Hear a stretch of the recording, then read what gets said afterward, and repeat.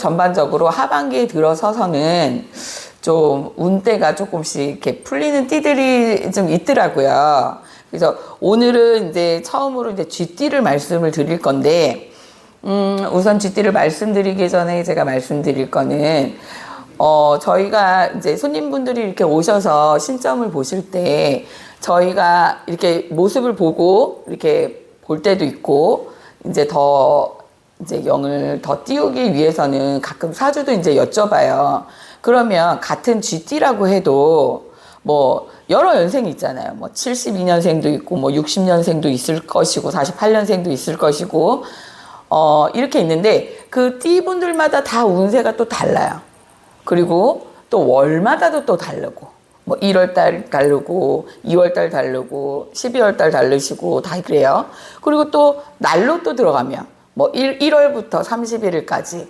그러니까는 이거는 전반적인 운세를 얘기 드린다는 점 우선 양해를 부탁드리고, 본인들의 정확한 점사를 원하신다.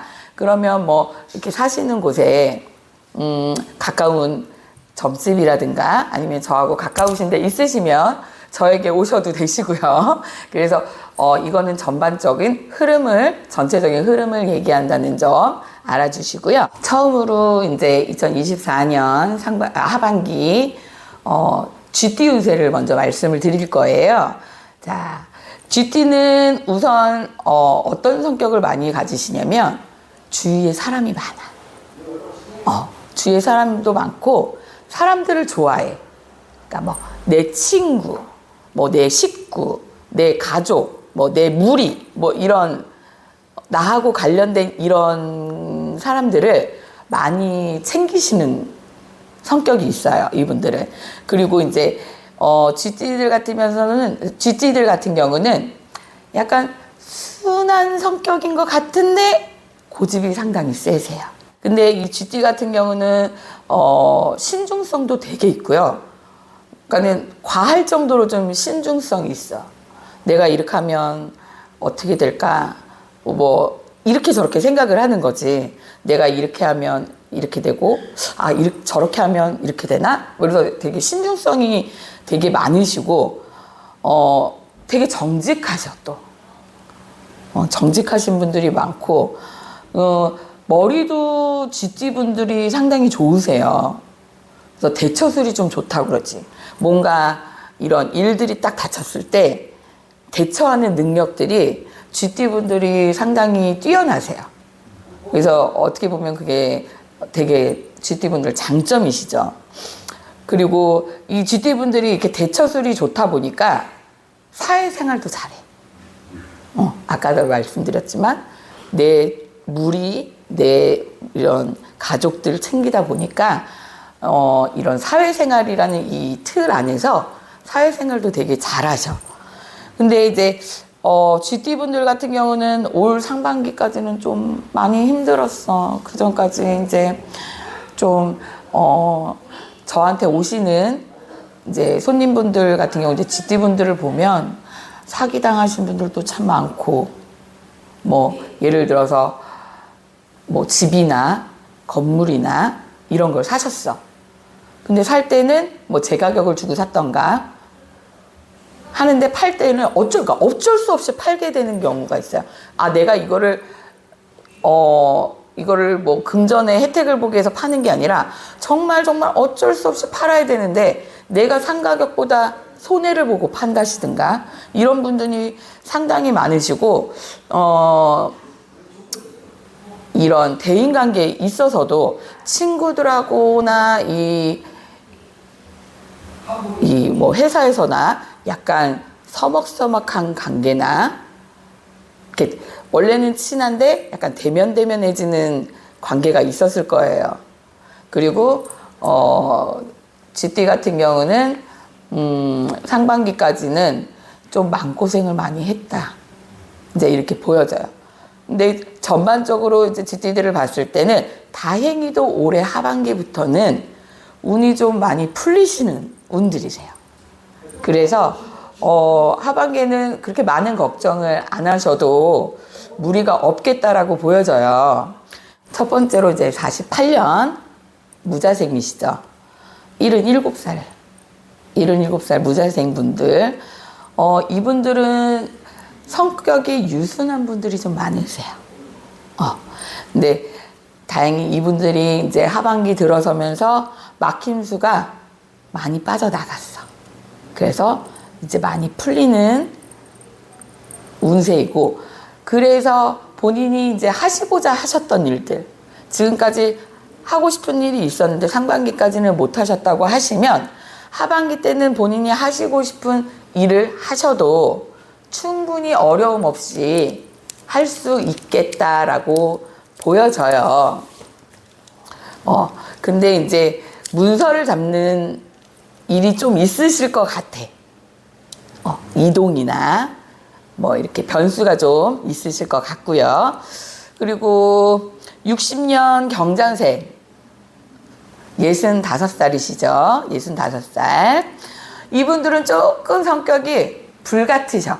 같은 GT라고 해도 아까 48년 무자생은 조금 성격이 유순하다고 치면 우리 60년 경자생 분들은 살짝 성격이 불같으신 분들이 많으시다.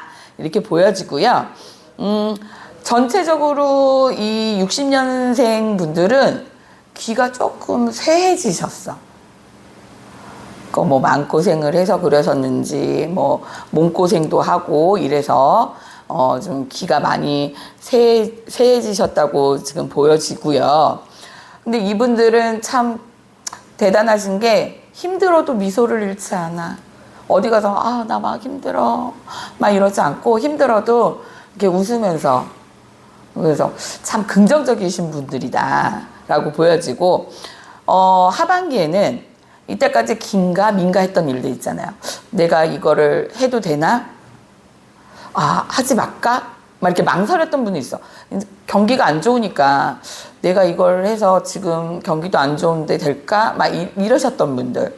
근데 하반기부터는 이런 일들을 해 나가도 이 GT 60년 경자생 분들은 그래도 어느 정도 풀리겠다라고 보여져요.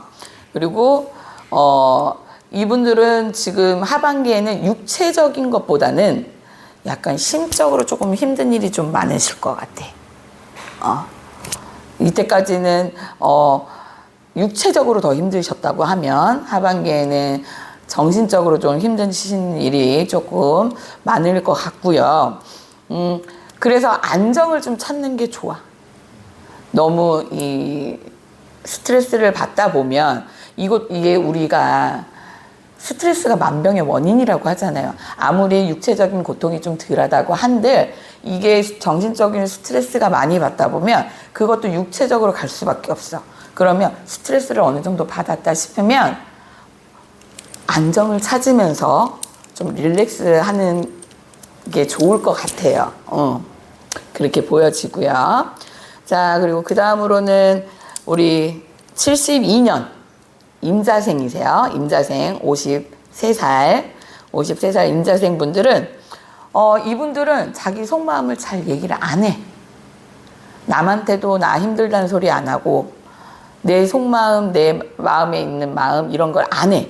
근데 이게 본인들이 그러면서 이제 속으로 많이 앓는단 말이에요. 근데 이게 어떻게 보면 좋다고도 볼 수 있지만 이런 대인관계나 사람들, 이런 뭐 친구들이나 이런 관계에서는 그렇게 생각할 수 있어. 저 사람은 왜 나한테 속마음을 얘기 안 하지? 쟤는 나를 불편하게 여기나? 아니면 나를 친하다고 안 여기나? 뭐 이런 식으로 약간의 오해가 생길 수 있어. 그래서 하반기에는 좀 약간 주위 사람들하고 좀 이렇게 대화도 좀 많이 하시고 이러시는 게 좋겠고, 이분들도 이제 임자생 72년 임자생 분들 같은 경우는 하반기에는 이때까지 상반기에 이렇게 묶였던 여러 매듭들이 있잖아요. 좋다고 해서 자꾸 막 풀려고 조바심을 내면 안 돼. 당장 풀리지 않아, 그 매듭이. 그러면 천천히 대인관계를 유지해 나가면서 이렇게 마음의 여유를 갖다 보면 하반기 말 정도, 이제 한 겨울 정도 되겠죠. 그쯤 되면 내가 굳이 그 매듭을 풀지 않으려고 해도 그 매듭이 점차 풀리겠다라고 보여져요. 그리고 이제 너무 급하게 생각하시지만 않으면 돼. 급하게 생각하시면 그게 도리어 화가 될 수 있어. 그러니까는 그냥 시간이 해결해 주겠지. 그냥 마음 편하게 그렇게 하다 보면 자연스럽게 맺었던 매듭이 풀리겠다라고 보여집니다. 그리고 이제 84년 갑자생이죠. 41살이세요. 이분들은 조금 엉뚱한 분들이 많으셔. 좀 엉뚱하고 내 세계관이 있으신 분들이 좀 있어. 약간 우리가 흔히 말하는 약간 4차원 같다? 뭐 이러신 분들이 41살 갑자생 분들이 조금 있으세요. 이분들이 지금까지 되게 쉬지 않고 많이 노력해 오셨어. 많이 노력해 오셨는데 내가 지금까지 해왔던 것보다는 본인 노력한 거에 비해서는 결실이 그렇게 본인 만족을 하지 못하셨을 거예요. 근데 하반기 들어서면서는 내가 노력했던 이런 일들이 열매가 되어 결실을 맺을 것 같다라는 운이 들어와요. 그리고 이제 이분들 같은 경우는 대인관계 운도 좋아. 지금 대인관계 운도 상당히 좋아지기 때문에 이런 인과관계에 있어서 뭐 좋게 얘기하면 그냥 사람들을 어쨌든 그걸 활용하면 좋겠죠. 대인관계 운이 이렇게 들어오니까. 그리고 이제 이분들이 대인관계 운이 좋게 들어오면서 귀인의 운도 따라 들어와. 그러면 이 귀인들이 오면서 내 금전의 운도 열어줄 수도 있고, 내 뭐 사업의 운을 열어줄 수도 있고, 뭐 그 귀인으로부터 어쨌든 좋은 이런 영향을 받을 수 있겠다라고 보여집니다. 그리고 마지막으로 우리 96년생 병자생이시죠. 29살. 이분들은 이 병자생 같은 분들은 일찍이 본인 능력들을 이렇게 인정받으신 분들이 많아. 아직 나이는 30이 안 됐지만 일찍부터 너 일 다 되게 잘한다. 너 이 방면에서 되게 잘한다. 그래서 인정받고 아니면 이런 직이나 이런 게 좀 다른 친구들은 이 나이 때 뭐 그냥 뭐 대리 뭐 이런데 뭐 팀장급으로 올라가신 분들이나 이런 분들이 되게 많으세요. 근데 이분들은 우선 하반기에는 초심을 잃으시면 안 돼. 그러니까 자만하시면 안 되는 거야. 이게 자만하면 이게 구설이나 이런 주변의 그 시색 이런 걸로 올 수가 있어요. 그래서 초심을 잃지 마시고 주변 관계를 조금 더 돈독하게 챙기시면서 주변 사람들한테 이제 칭찬을 아끼지 않다 보면 그 덕이 나한테 돌아오는 운이다라고 보여지고요. 이분들 같은 경우는 이제 29살이야. 이제 남자분들 같은 경우는 이제 군대 갔다 와서 사회생활 하신 지 얼마 안 되신 초년생 분들이 참 많으세요. 그래서 이제 뭐 시험을 치시는 분들도 있으실 테고. 근데, 이분들 같은 경우는 올해 시험운도, 잘 들어와 있기 때문에 시험 보시는 분들이 있다고 하시면 결과는 좋게 나올 거다라고 보여져요, 운세가. 그래서 시험 보는 거에 대해서도 이렇게 문서운이 들어오기 때문에 너무 걱정을 하지 않으셔도 좋겠다라고 보여집니다. 금전은 들어올 때 무슨 계약이나 뭐를 해야 될 때, 네, 뭐 전부 다 다르지만 네. 몇 월 달에 하면 제일 좋을까 이런 질문 한번 드려봐도 대답이 나올지.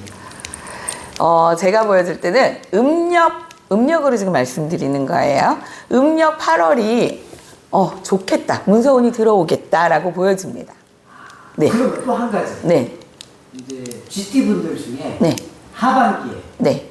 뭐 차를 타거나 뭐 이렇게 사고수가 많이 생길 수 있잖아요. 사고수 조심해야 돼.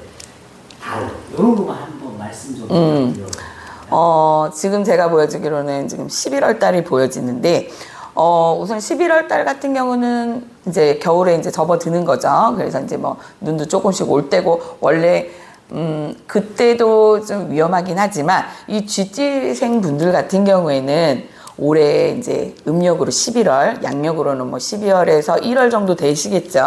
그때는 다른 들보다 더 조심해야 되겠다라고 보여집니다.